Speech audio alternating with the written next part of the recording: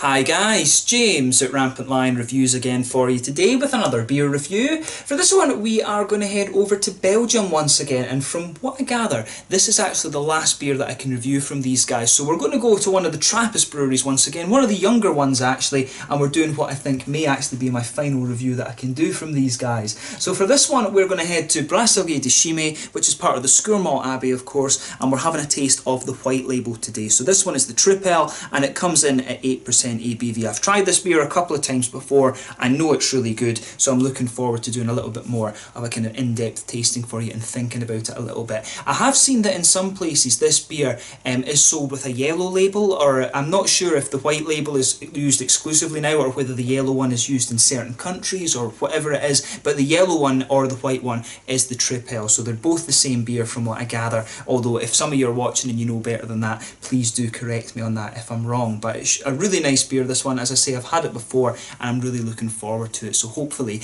you guys enjoy my take on this one then. So anyway, as is usual with my reviews then, I'll tell you a little bit about the brewery. If you want to get straight to the tasting, of course, just fast forward. All the usual links are in the description below. That's the brewery website, the link to my other reviews that I've done from Brasserie de Chimay before. Hopefully I can add another one or two in the near future, but I'm not sure if there are other beers I can review from them. There's all the usual social media. If you want to see more beer reviews, do please consider subscribing to the channel. The whole channel of course has a geography based tagging system, so you can go into the home page and search for beers based on country, city, state, county, prefecture, whatever it is you're interested in. Do check out the playlists of beers from different countries. There is one there for all the Belgian beers that I've reviewed for you. That's constantly being added to, and as always, please do get in touch and let me know some of the other beers and breweries that you guys would like to see me review. It's always great to hear from you guys that are watching the videos, and the support that you show the channel is hugely appreciated. So anyway, to tell you a little bit about the Chimay brewery then. So as I told you earlier, the Chimay brewery is part of the Scourmont Abbey in Belgium, which is known in French as Abbey Notre Dame de Scourmont.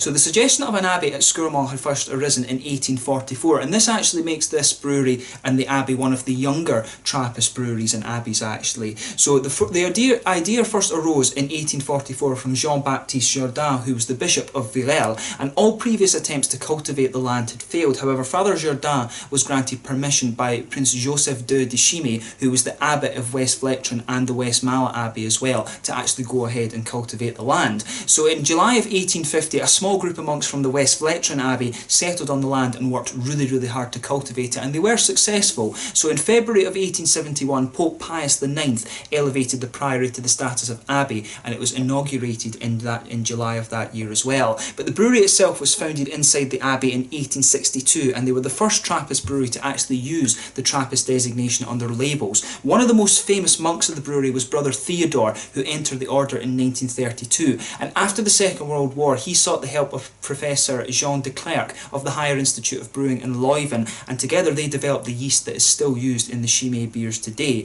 But as is the case with all the Trappist breweries, all the profits go towards kind of maintaining the monastery, and the remainder of it go to charitable causes in the local area. But the brewery has its own well inside the monastery, which gives it its own kind of unique water as well, and they also use filtered solids from the beer to feed their cows that make the Chimay cheese as well, which is quite cool. But the beer is brewed on the site at the monastery and then transported to a bottling plant 12 kilometres away. I think that's one of the ways of kind of sort of getting around the Trappist rules a little bit. But the beer is then re-fermented for 3 weeks before it's shipped out, and apparently 50% of the production is sold for export. But as of 2012 they were producing 12 megalitres of beer per year, so it's a huge operation. If you think how much of that money, you know, the amount of money that they'll make from that beer, and you know how much of it goes into like charity and things like that, it is pretty impressive actually. So you know, it's the Trappist breweries are actually a really kind of cool operation, if you like. It really is quite an interesting thing. There's just a new Trappist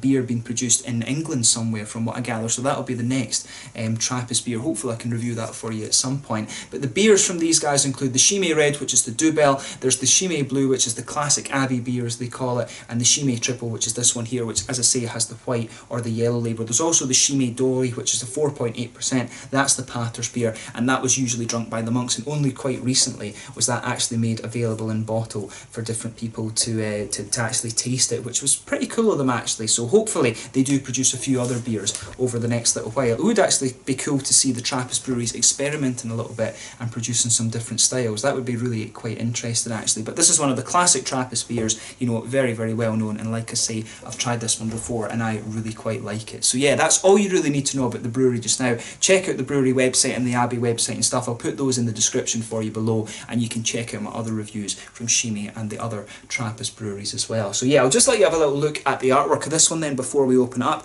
As you can see, the artwork on this one is very, very similar to the other beers, pretty much exactly the same of course, but just with a slightly different colour. There you can see the late brain's not working. There you can see the Chimay symbol as well on the bottle cap of this one. Like I said, an 8% Tripel beer, and really nicely presented. But yeah, it looks very, very nice, and it tells you a little bit about, it gives you a kind of description in the back. So it's in French, Dutch or Flemish, and also in German as well, the three official languages, I guess, of Belgium. So I'm not sure exactly how different Flemish is from Dutch right now, probably just dialectal. But yeah, nicely presented beer this, so let's get it out and we'll get on with the tasting then. Nice smoky opening there, and we'll get it out and into the glass. So yeah, as you can see, and as you would expect from a Tripel, it's pouring a nice, kind of rich, golden amber colour. I'm just being careful with this, of course, because with the Belgian beers, you tend to get massive heads on them if you don't pour them carefully. But they are supposed to have a fairly, you know, they are supposed to have a fairly big head on them, but you don't want it to kind of go wild when you're doing a review, of course. You want to be able to look at it a little bit. But yeah, as you can see, that beer's gone a little bit hazy there. You can see one or two big bubbles sticking towards the side of the glass and quite a few little ones just heading up towards the bottom of that head there. The head, incidentally, is about 2.5 fingers. I'd say kind of a creamy colour, this one, but not overly, not overly creamy, I would say. Yeah, kind of a just sort of a pearly kind of ivory colour, something like that. Yeah, looks really quite nice. Kind of pretty much as you would expect from the Tripel, one or two big bubbles sticking towards the side of the glass, a lot of them going up towards the bottom of that head there. If I put my fingers behind the glass, you can see the beer is actually quite hazy, but there is some degree of transparency to it. But yeah, looks really nice, pretty much as you would expect from the Tripel. As I bring this beer out of the bottle, it has quite a bit of banana kind of coming off it actually, which is, you know, that was the first thing I really noticed about the beer. But let's take a closer look at the aroma then and just see how we actually get on. Yeah, to me there's really a lot of banana coming off of this one, but it's got a big, when you go into it a little bit more close, it's got, there's a nice big bready, doughy, yeasty sort of thing coming out there, but a lot of banana in there, but it really becomes a more kind of wheaty white bread as you go a little bit further, a little bit closer into it, I should say, sorry.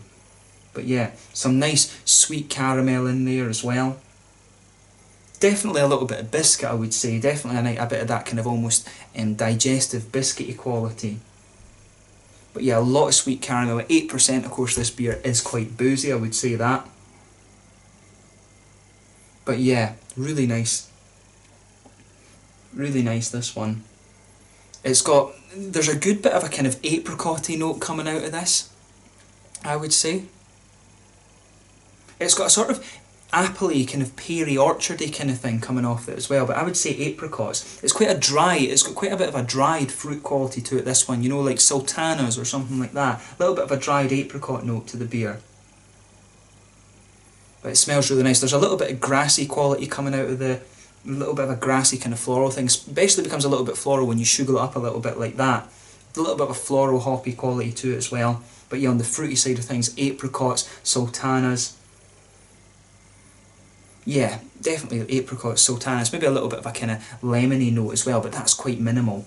Definitely a sort of dried fruit sultana note in terms of the fruity note. Nice grassy note mixing with all that nice big doughy Belgian bready yeast. When it, as I say, when it comes out the bottle, it comes across as having quite a big banana note to it, but then as it settles down a little bit, it becomes more kind of bready and doughy rather than anything else. But yeah, nice smelling beer, this one. So let's get stuck into it. So this one is the Chimay Tripel from Brasserie de Chimay, part of the Notre Dame Abbey de Scourmont, over in Chimay in Belgium. Let's get stuck into this beer then. Slange Skull, Proust, Santé.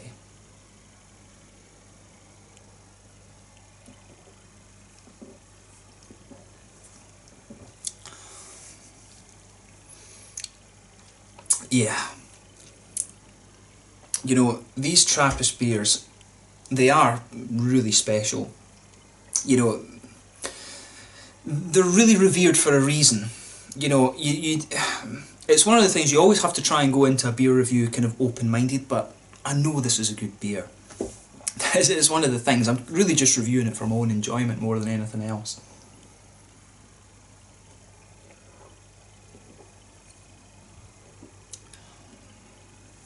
And the thing is, with the alcohol content that you get in these Belgian beers, you know, they really are quite dangerous, because they're really quite drinkable for the ABV. You could have a good few of these, and then obviously it won't hit you until later.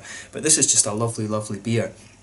So in terms of the malt base of this one, then you can just feel that nice bready quality. That just blankets the middle of your palate there. You get that nice wheaty, white bready malt base there going right across the middle of your tongue. On top of that, you can feel a bit of the slightly thicker, doughy, bready, yeasty kind of things coming on top of that. A little bit of a sweeter kind of biscuity and caramel note just going right down the middle line of the tongue.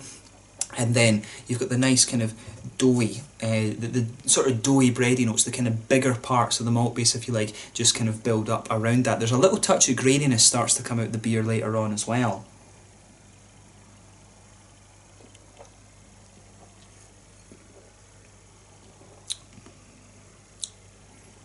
But yeah, I like how everything in this beer goes together. The caramel, as your mouth adjusts to it a little bit more, the caramel starts to spread out across the middle of your palate, and some of and as it kind of fades away a little bit, it becomes a little bit more biscuity, which is really nice.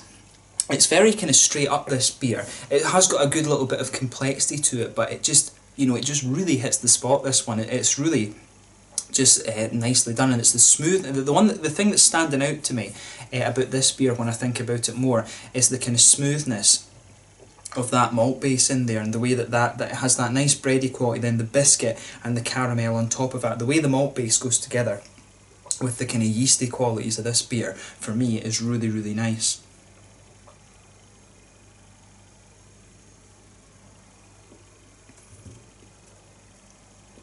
But yeah,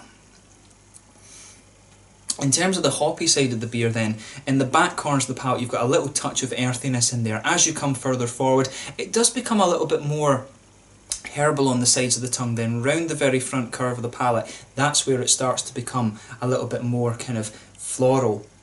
It does have a fair little bit of a florally spice there towards the front corners of the palate. Then round the very front curve of the tongue, it's a little bit lighter and more grassy, I would say. But as I say, everything goes together really quite well in this beer. And then just behind the front curve of the palate, of course, that's where you get that little nice oily bubble where the juicy fruity esters start to come out of the beer. For me, there's a little bit of a base of that.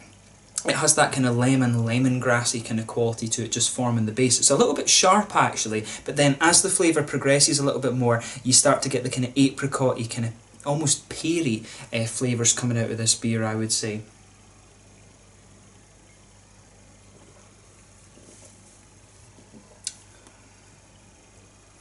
Yeah.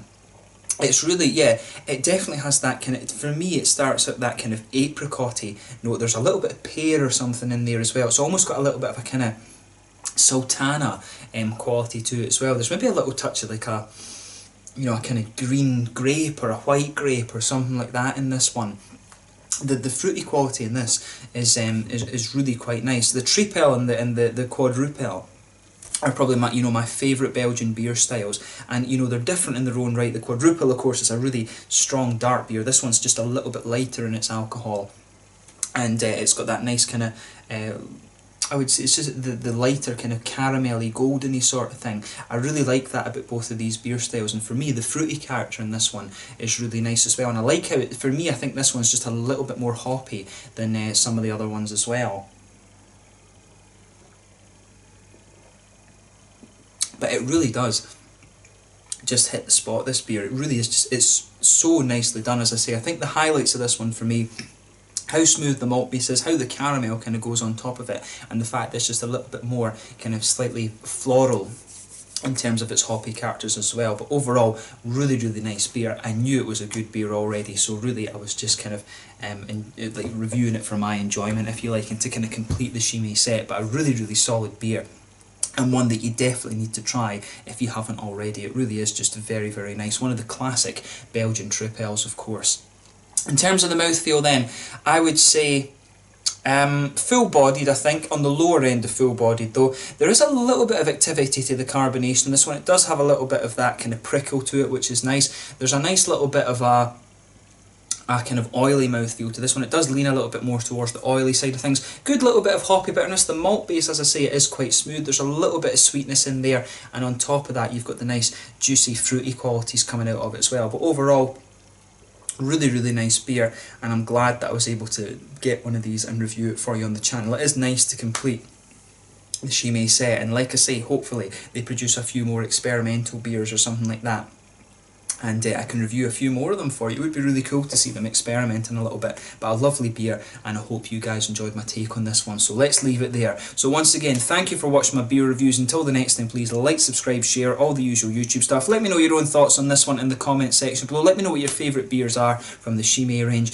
and hopefully, like I say, I can review a few more of these at some point in the near future. But it's been really cool to review all of them for you, and I will catch you guys very soon. Make sure you check out all my social media and things like that, and you will see more Belgian beers being reviewed over the next little while. Until the next time, Slange just now, and I will catch you guys very soon. The Chimay White, the Tripel from Brasserie de Chimay, part of the Scourmont Abbey in Chimay in Belgium. Thanks again for watching, and I will catch you guys very soon. Proust, santé.